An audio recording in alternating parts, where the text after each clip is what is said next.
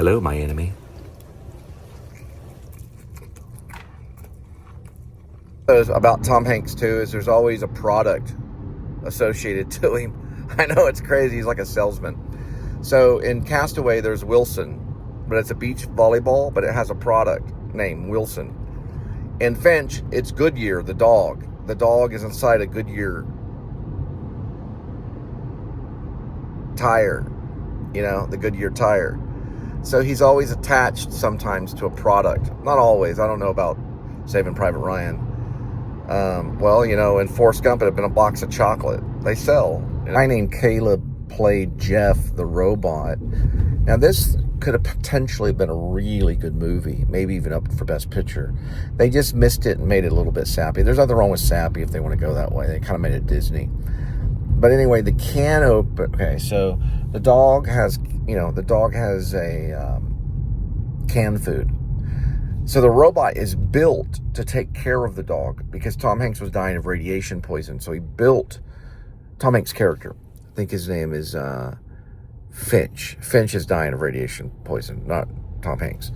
But it looked like he was, but he wasn't actually dying of it. The character was. Sorry about that. Finch was dying of radiation. It's better to say that. Yeah, Finch was dying of radiation poisoning from the solar flares and stuff. So anyway, so he builds the robot to take care of the dog. So there's a moment where, it's a good moment, where the dog food is in the robot's hand, and all of a sudden there's this magnet force that sucks the can of dog food into the robot's chest, and it turns into a can opener, electric can opener. It opens the dog food because it was built for the dog, because he wanted the dog to live on, because he wouldn't be able to take care of the dog after he died. And other people were kind of crazy, and like everyone had turned into like real selfish and evil, kind of road warrior kind of thing. So he had to hide. Eventually, okay, so like George Miller would have taken over that movie, right?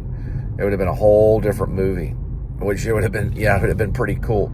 The director was to me, it seemed it was a little too Disney, but there is rough moments. They didn't explore the whole evil people chase. There is a time where they're running from a car, but you never really see the people. I kind of like that too, but it had the potential to be maybe a Best Picture. It had a potential to be. The problem is it's going to be the director in that case, probably, and maybe even the writers that lead it into something very real. You always want to go with reality and real thing. I've noticed this in different movies and stuff, especially with P.T. Anderson and like Licorice Pizza, right? Everything about Licorice Pizza, the reason why it works is because it rings as true. It's like a magic trick. It literally is like a magic trick. So you see it, and then you identify with it, and you see that it's real, and it has an effect on you. If it's sappy, it bounces off of you. It doesn't. They're missing some of the reality. It takes a lot of investigation and rewrites and replanning. You know, it can take 5 years to do a movie, but a lot of times it's just 6 months to a year to do a movie. But that's an investigation in reality in a lot of cases. Even if you're playing fantasy, it's still going to be based in reality.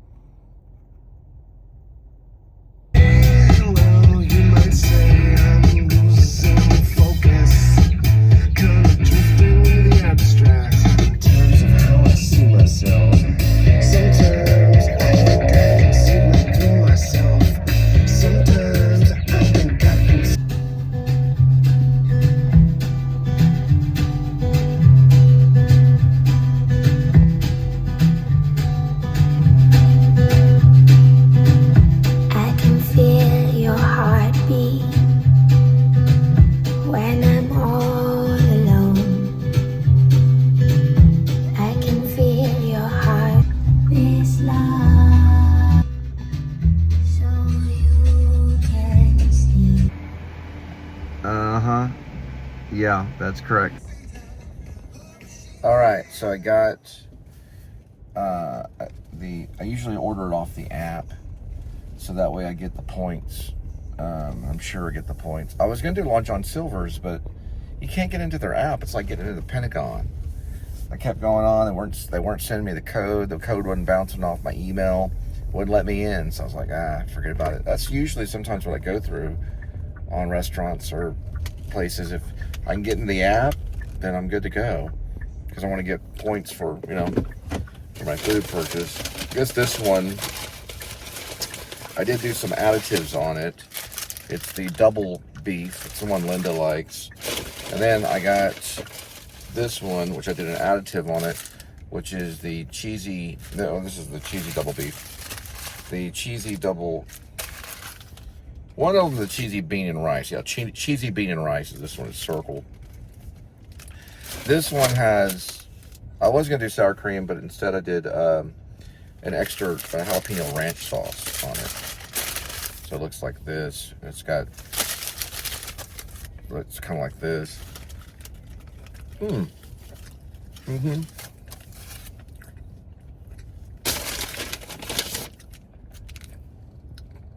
Use a lot of mild sauce. Linda doesn't like me to touch this with my mouth. I guess during COVID or something, it would have been a pretty important thing. Hard to operate otherwise, though.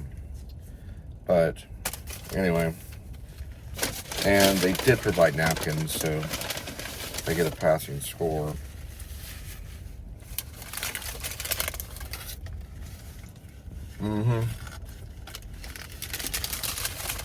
They have it together at that Taco Bell. Then I got large Pepsi Zero. It's about as good as Coke Zero. They go with Pepsi. These have like cheese, bean. You can add meat to it if you want. Salute. That's Taco Bell. That's next to the stadium. That's a $500,000 home. In California, pretty much anywhere, it'd be $1 million. That size. That'd be $1 million home in California.